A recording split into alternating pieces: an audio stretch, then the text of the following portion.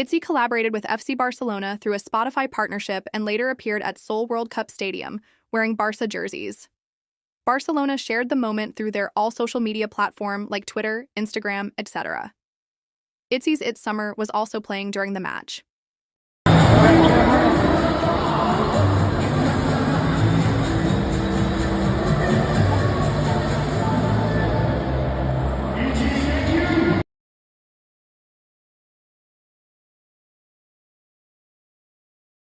ITZY and Spice Girls will be featured together on the new show named K-Popped. All love Spice Girls, 대선배님. will combine forces with the hottest K-pop. Only good news for ITZY. Amen! One of the producer of Katseye's Gnarly song revealed that he sampled the moaning sound from PRN. I don't want to add the clip for obvious reason, it is weird.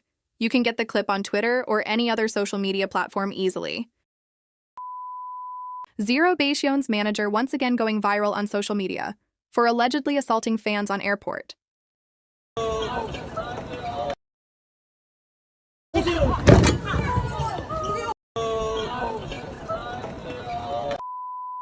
We are so Very emergency. attractive.